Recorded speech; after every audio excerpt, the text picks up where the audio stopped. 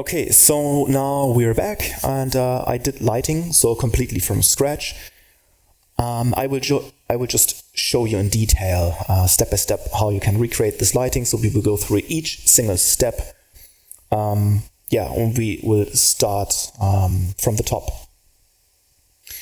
Okay, I will just show you because I don't want to waste your time too much. Otherwise, I will just switch parameters back and forth, and then I will switch the lighting here and there, and this parameter, and then I will just waste your time too much. So this is why I do my lighting sometimes in advance, and then I will go through every parameter, and then sometimes I will tell you why I choose this kind of value.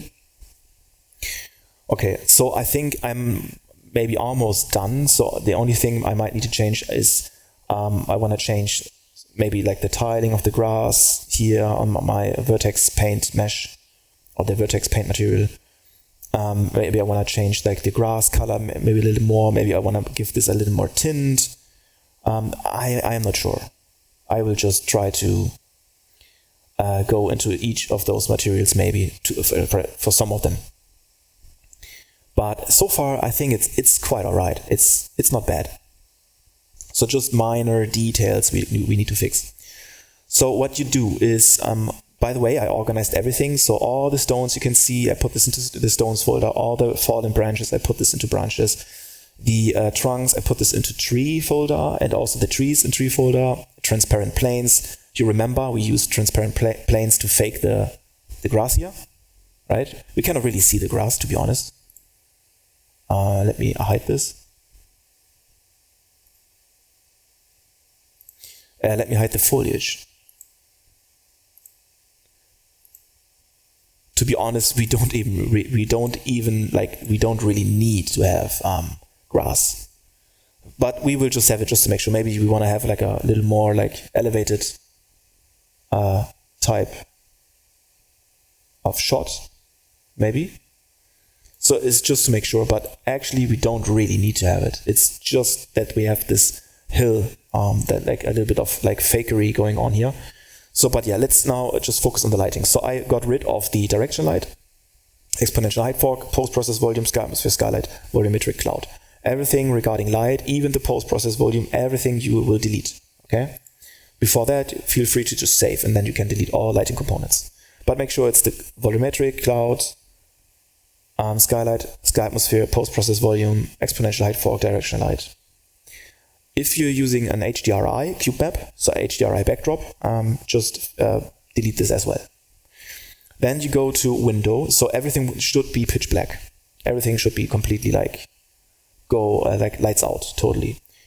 You go to window and then you start all over again. Environment light mixer, and what you're going to add is all those things. So you need to add 5 elements, all 5 elements. In this case, direction light, skylight, sky atmosphere, volumetric cloud, and the exponential height fork. Then you go into the exponential height fork. I set my fork density to something like 0.2. Height fall off, I put this to maximum, 2. I enable the volumetric fork, always. Scattering distribution I didn't change. I changed the albedo to something like a little more blue-green, like 60% of the saturation, and then I crank it down. So I crank down the albedo, otherwise it will be too bright. The fork will be just too bright. And it should be like a warm, sunny vibe. So you need to give this a more like bluish color. So crank up the color a little bit and just put this down a little bit to make the fork less cold. I should say less. If you want to have vibrant, darken it, but give it a stronger color. So this is what I'm trying to tell you. Extinction scale I didn't change. Let's just quickly see if we can do that. We can even set this to 2. So, yeah, 1.5. Let's set this to 1.5. View distance, change this from 6,000 to 25,000. So I always have fork in the distance. Otherwise, 6,000 would not be enough. This is it for the height fork. Okay. Then you go to your post-process volume. So you also need to add here visual effects and post-process volume separately. In the post-process volume, you type in infinite extend unbound. You enable infinite extend unbound. And then you go to Let me open everything because I need to see what I changed. Then you go to the exposure tab here and you put the min and max EV 100 to 1 and 1. In this case, I'm just using a low value. It's perfectly fine. It's going to make your scene a little darker. This is perfectly fine. And we want to have this. After you did that, and now your scene is a little darker, you go to the direction light and you put the direction light to something like 80 intensity. The light color, I put this to something like a little blue, a little more blue. Just a tiny bit of blue. Decrease the whiteness, I should say. Just crank this one down a little bit to make the sun a little weaker, like so. This is maybe just a little too much, so maybe it's something like this.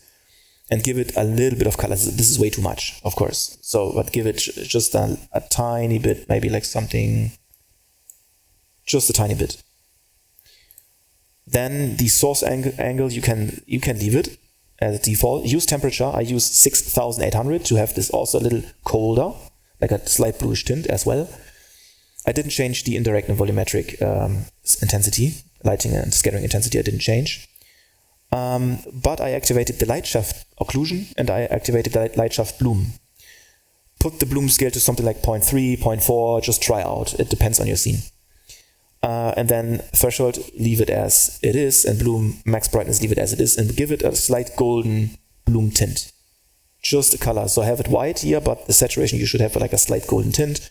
So you can see here, this is the light shaft bloom.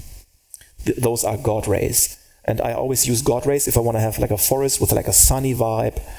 I always use the light shaft occlusion together with the light shaft bloom in order to get this God rays effect.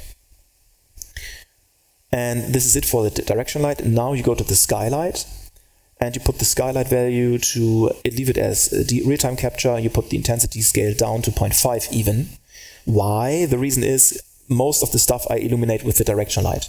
And then I would just have a little bit of skylight because I want to have deeper shadows here. You can see this needs to have some deeper shadows because we want to have this physically accurate. So when you go outside and you have like strong sun, like this is like afternoon maybe, like, I don't know, 3 p.m. or 4 p.m. in August, July, August maybe. And you can see the sun is always like extremely overexposed and the sky is pretty bright. This is perfectly fine to have the sky like strongly illuminated, not like, don't go too crazy, of course, but it should have a strong, like I should say sky. It should be illuminated quite big. So this is why we have our direction light looks strength to 80.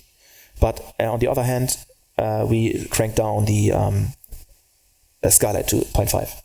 And I give the light color, the skylight light color, I put this one also a little colder, so a bluish tint. So just 50% of saturation, a slight bluish tint. And I think this is it for the skylight. And as for sky, atmosphere, and volumetric cloud, I didn't change anything. Okay, so what I did change is in the post-process volume. You can always use the bloom. I didn't enable this yet, but you can always use the convolution and set the intensity here to something like 4, or maybe, let me show you, let's see, let's do 5. So you can see the difference. It's making everything just like the light, the highlights, everything a little softer. A little more dreamy, I should say. So if I go really crazy here, you can see like how dreamy this is going to get.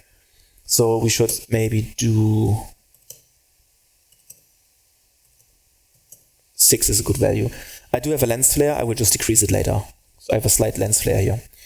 Okay, so this is it for the bloom. So make sure that you have something like 5 or 6 or 4 because I like it. If you don't really like it, go for a lower value, maybe like 3 or 2.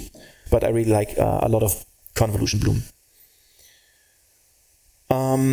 Then you go to local exposure. I put my shadow contrast to something like 0.7 just to brighten it up and just to darken it, because I think default should be 0.8.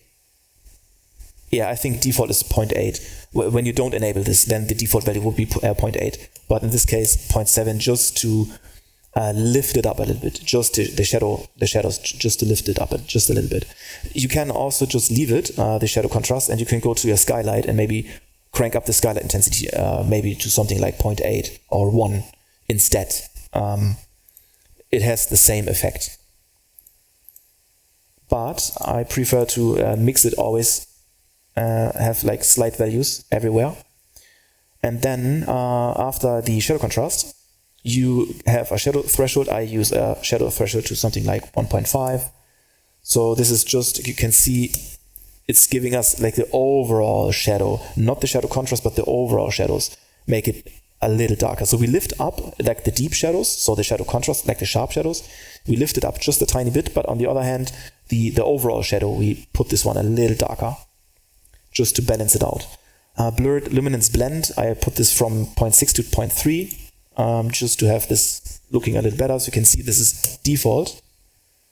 But if you use something like 0.3, you can see that everything here, the atmosphere, everything is just a little bit more illuminated in the midtones here.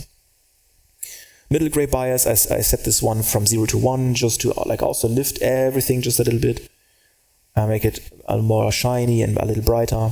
Because in the beginning, I tend to use a lot of like my renders were always dark, really dark, and so this is why I always have to force myself to crank everything up, just like midtones and everything, direct light, everything, just crank it up a little more than I actually want to. Okay, what's wrong with this fork in the center here?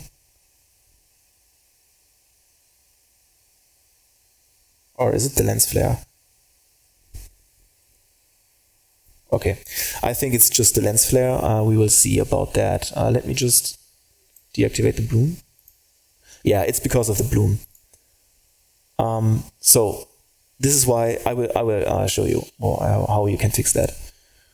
Here we are already at lens flares. So the intensity, when you disable lens flare, it's gone.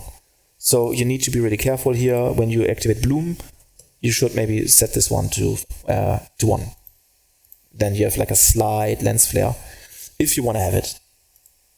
Okay, so lens flare is basically lens flare is nice sometimes, but with the convolution bloom, it's not really looking good. So I show you without the bloom. And then when I go to intensity lens flare,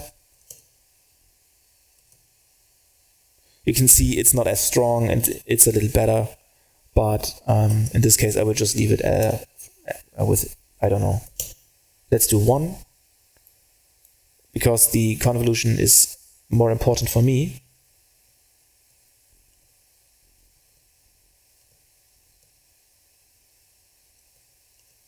Let's do 4, convolution of value 4. And then we go back to the lens flare. And I put this one to something like 0.3 maybe. Okay. As for color grading, I have a gamma here, the global gamma. I decreased this just a tiny bit. Otherwise, the colors look maybe a little too aggressive, not really like natural. Then the midtones gain, I put this more to something like blue-green tint.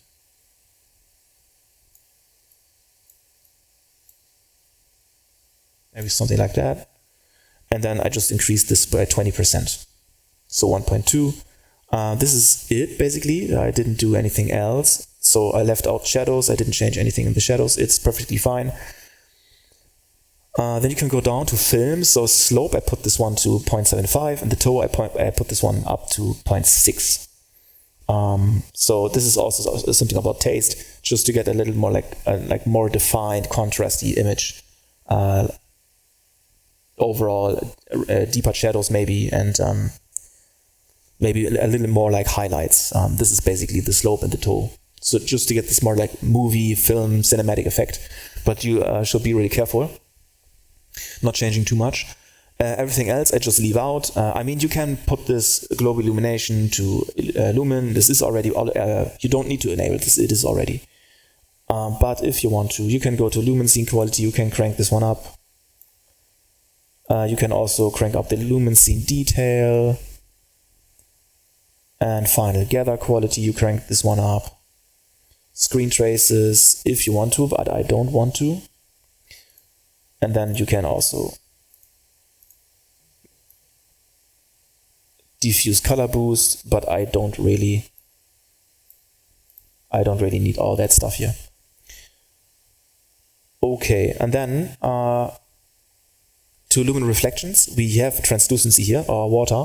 So quality, crank this one up to like something like 2. You can also try 4, I believe. It's not really going to change much, just for the plane here, for the water plane. It doesn't really matter. Screen traces, yes. You can use, if you want, look at this water plane, you can use high translucency reflections when you enable this. But it looks like more milky and all that stuff, so in this case I will not use it, to be honest. And ambient occlusion, I just made sure that ambient occlusion, I cranked this one up and I left the radius at 200. And this is basically what I did for the lighting, and now I believe the lighting is pretty nice, pretty sweet. I wanted to have this a little vibrant, and I like this more like blue-greenish atmosphere with the fog. I like that. You can give it maybe like more like an autumn vibe. Then you go for more like golden colors if you want. It depends on what you want to achieve. If you have more like something like winter, you have like winter trees and you're using like snow materials and snow layers and all that stuff. Don't mind to also, when you want to use, when you do something like this, you can also paint on your stones. You can always apply the vertex paint material on your, for example, stones. And in the material A, you put the stone material you already have from Quixel, and then the B material you can put in a snow material, and you can paint on your stones. And you can displace even the snow to really have this effect of like snow is like growing on top, if you want to do that. So yeah, but I mean, to make things short and come to the point,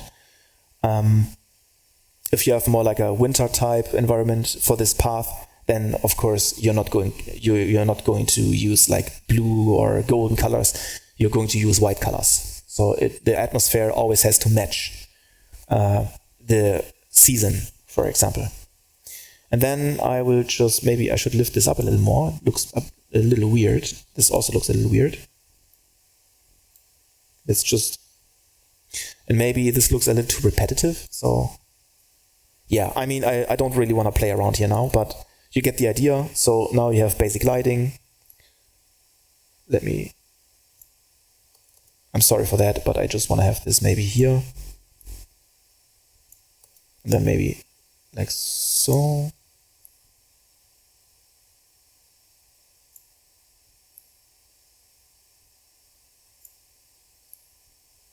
Let's see. Perfect. And then maybe let's crank this one up to like something like 0.8, just to see it a little better.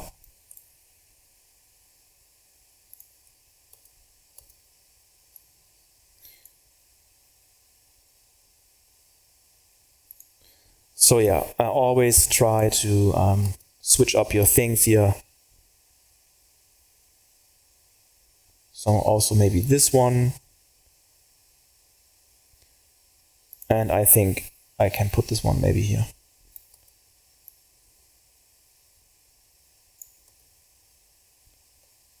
I'm not really sure. I don't want to play around too much. Now we can put this one down to something like 0.5 again. Let's put it on the slope here.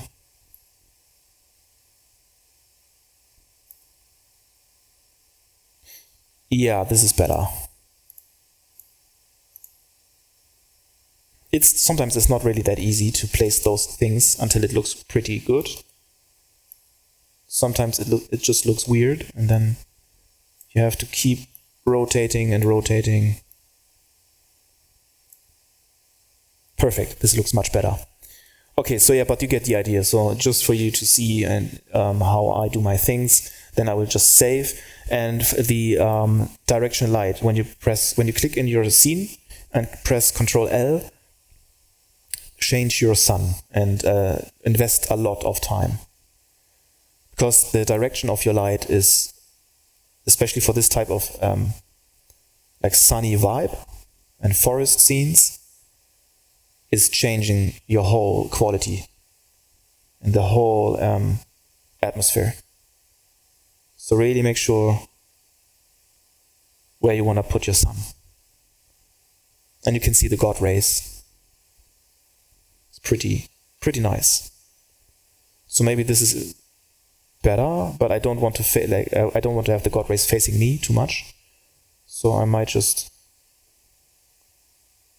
I lower the sun maybe to something like this, and then I put the sun maybe more to this spot.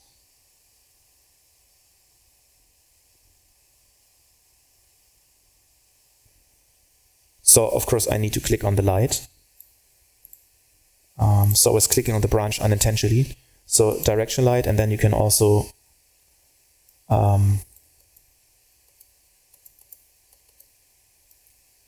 where's the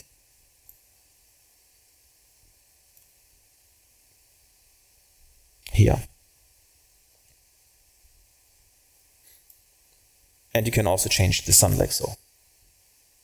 But I strongly advise you to do it here when you click on the direction light, rotation, and then you can also do it here. You have much more control.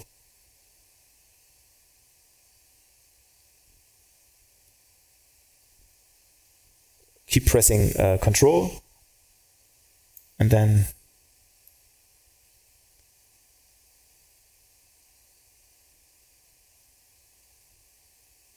you will be good to go.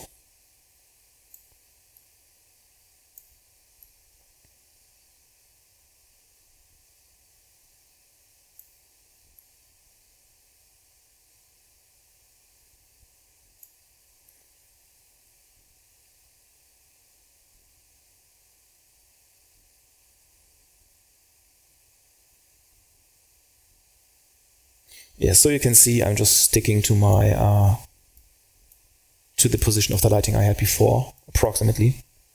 I just like that more. And then make sure that you always adjust your bloom depending on where your direction light is. Okay. Before we start rendering this environment, like doing like a short video, I need to explain to you the grass. I did animate the grass. When you use my grass, it has vertex colors. You cannot see it inside Unreal Engine, but the root of each grass clump is red and everything else is white, so it's not painted. But the root has like a red root, so I painted that. And then it has like a gradient effect, so it gets weaker, like the red color gets weaker, yeah. And just to have like a smooth interpolation. For this, you go into the grass. So I will just explain to you what I did. Inside my grass, my material, I hooked up a simple grass wind node. So let me put this one here. And then it goes into the world position. So all the logic I'm explaining to you goes into the world position offset. Let me just straighten this connection. So what you need to do in order to have nice grass, you get the simple grass wind node.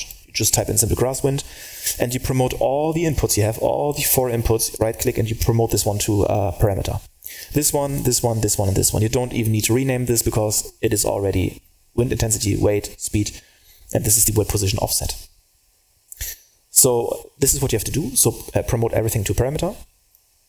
You can leave all 0 and black. This is perfectly fine.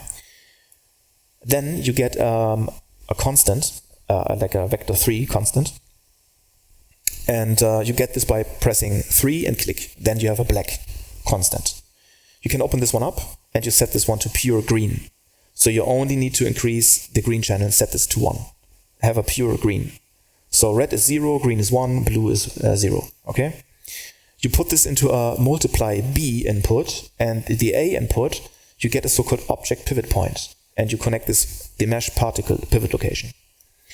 The object pivot point means that our grass has its pivot point on the root. So this means that I can now, as you might guessed or remembered, like X and Y is always our direction. Back and forth and left and right. Back and forth, left and right. This is our world position direction, basically. So green would be from left to right regarding Unreal Engine. right? The forward vector I told you is x, but y is the green channel, so our y-axis would be left and right direction. And this is where I want to have my wind. So I just get my mesh particle pivot location of my grass, so the root of my grass, and I just want to have this animated from left to right. This is why I'm getting this direction. My vector, it's not really vector in this case. It has to do something with the world position. And then after the multiply, you hook this one up into a so-called vector noise. Just type in vector noise, and you connect this one to the vector noise. And from the vector noise, you get a multiply. And this stuff you created, the simple grass wind, you put this into B, and all that stuff you also created here, you put this into A. After that, you multiply this. I use a really low value to something like 0.05, a really low value. If nothing is going to happen in your case, just crank it up maybe to something like 0.1 or 0.2, but it's really strong. You need to be really careful. Okay, so once you did that, let me straighten this.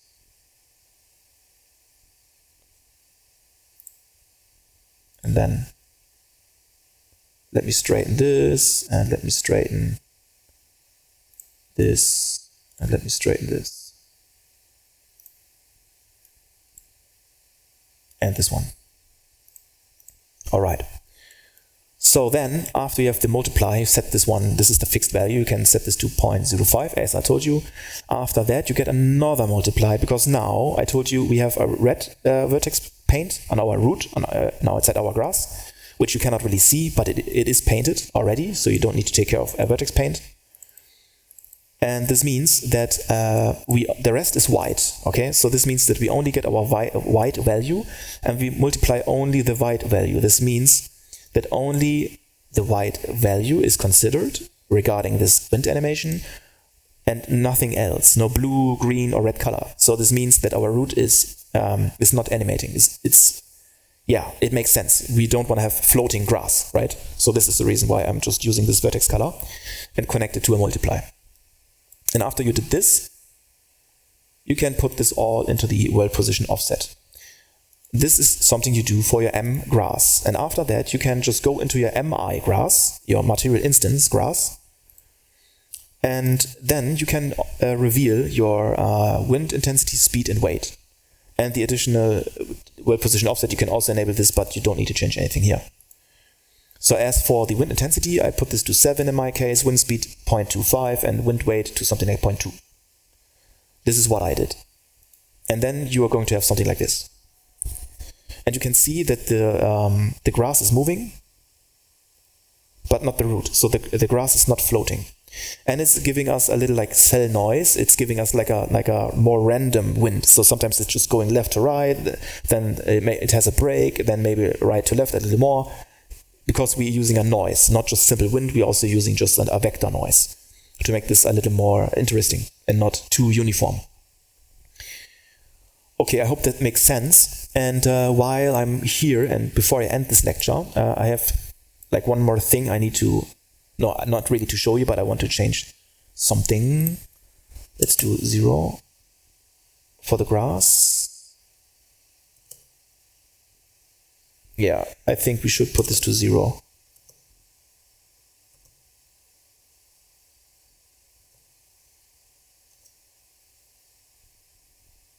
I'm not sure. 0.1 H. Let's do roughness. I'm not really sure about the roughness intensity, to be honest. So this is why I'm taking my time here to see. But to be honest, let's leave it at 1. Subsurface. Let's do subsurface 0.5 maybe.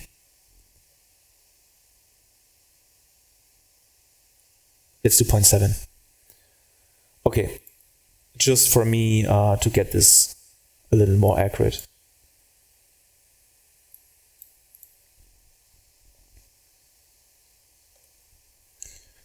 Good, and now, before we end this lecture, I want to add a cine camera. So I'm just preparing for like a render shot.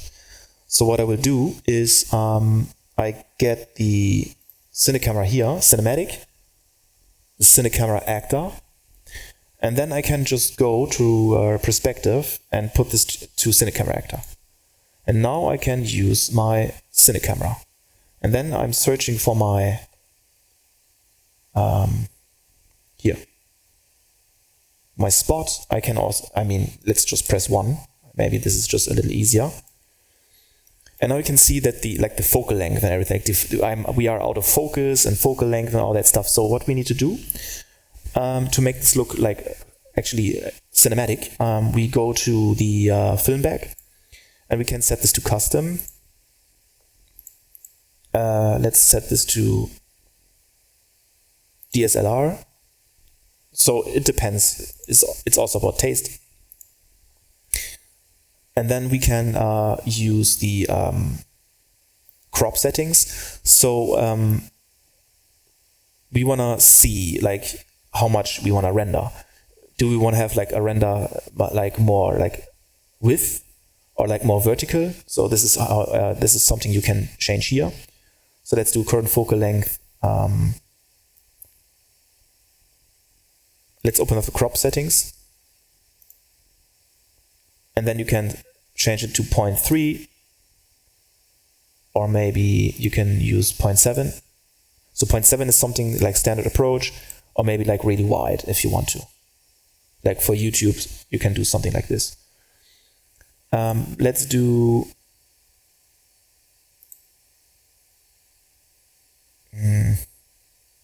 let's try and do that. And then the current focal length, you can decrease this to something like 20, just to see more, or maybe 25, 24, 20, 16, 20.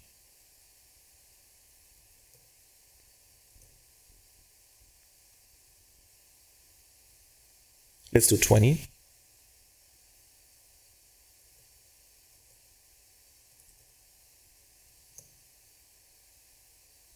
Or let's do 16, and then I will readjust to something like this, maybe. But you can put the lens settings to custom anytime. And then let's do custom. For crop settings, you need to set this to custom. And then let's do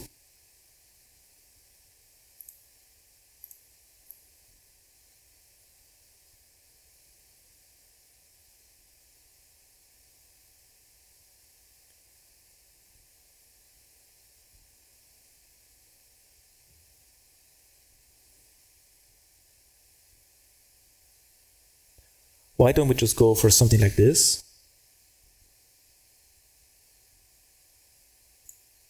And then we do 12, 14,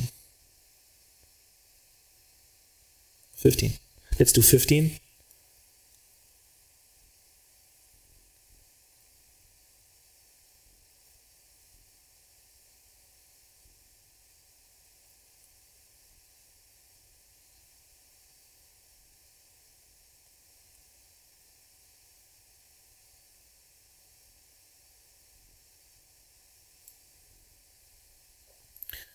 Cropped aspect ratio, let's do 0.77. Yeah. And then you can go to the focus settings, leave it as for manual, and then let's focus maybe here on this part.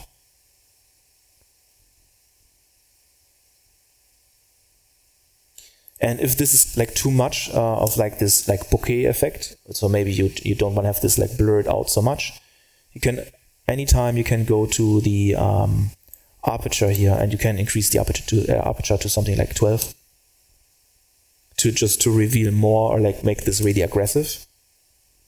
But it doesn't really fit, so I put this to something like 4 maybe. And I want to really focus on this part here.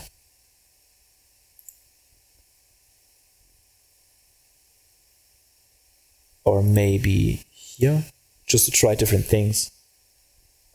Let's focus on the puddle. So 150 is fine.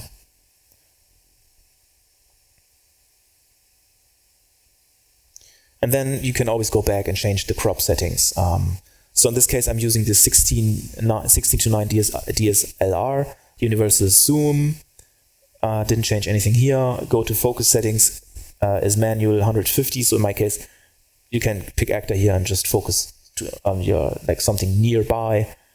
And then as for the crop settings, I put this to custom, 1.77, and current focal length 15. So this is just my way. And to get rid of this strong focus effect or bokeh effect, to make the background a little sharper, I increase the current aperture to something like 4.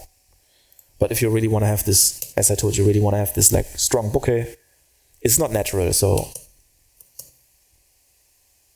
you want to have everything crisp in this case. As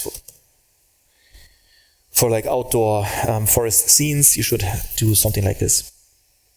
Okay, then I can always go back here, maybe do 1.5, 1.2, 1.8 to 2.2.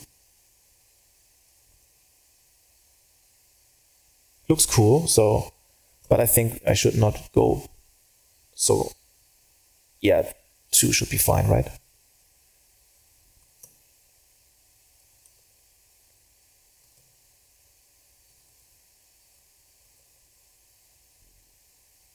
Let's do 2.2. So everything is like completely,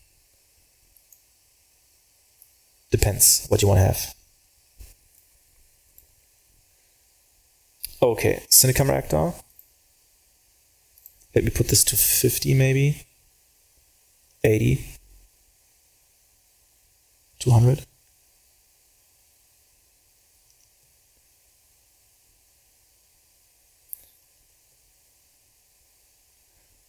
Yeah, let's do 100 and the aperture to something like 6. Yeah, aperture to something like 6.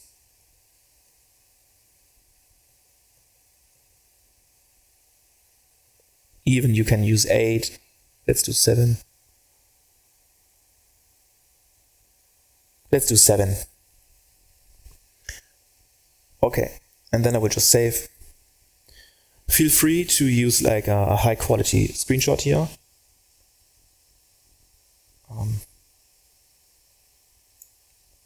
If you want. Before I do that, I'm not really sure if I'm using a screenshot, but why not? Let's also try to change the light a little bit.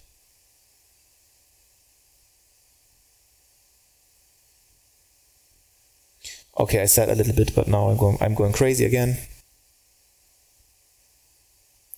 This is also quite interesting.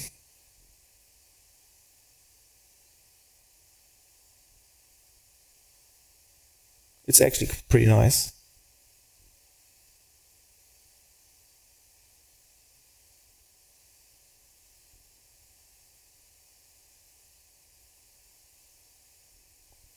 Let me change the direction light manually here.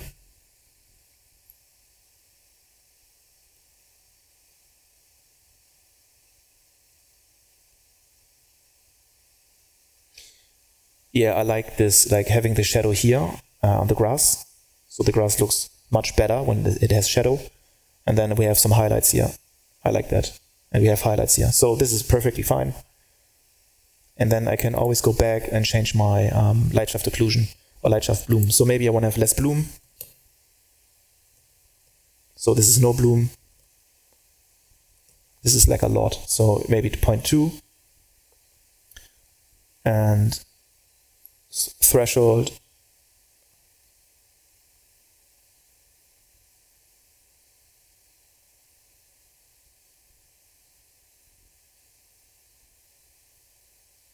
Just to weaken it a little bit. Otherwise it could be just too distractive. So let's do 2.8. Bloom scale 0.1, 0.4, 0.1, 0.2.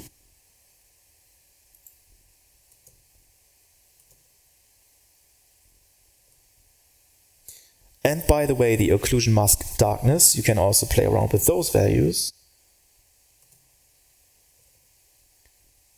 So a low value just to darken it, but you can also go crazy here. And lighten up the, this is beefing up the scene.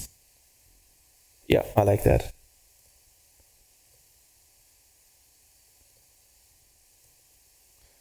But if you have like a value, if you have a value to something like this, for example, you're like, yeah, this is pretty nice. It's a lot.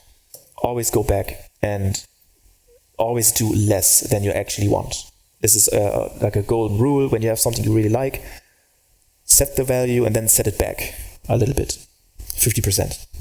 This is always a good rule, because we always tend to do a little more than we actually should.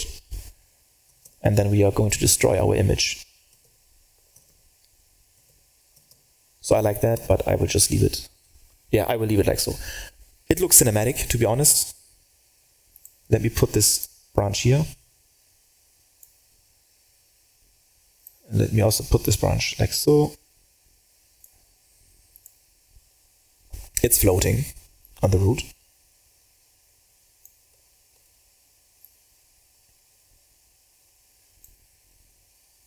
Yeah, this is better. Okay, let's save. And this is it. So congratulations, you have a nice scene, a really, really nice scene you created. And I will do a last lecture where I will show you how to do a cinematic and with a little camera shake. We're not going to move the camera like forward. Maybe we can also just move the camera forward just a little bit, maybe like 2 meters or something.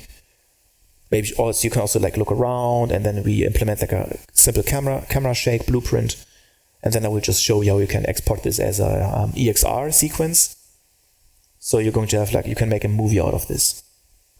But you're going to need DaVinci, or something similar. Like you need a post-processing software. Famous one is DaVinci in 3D for post-processing.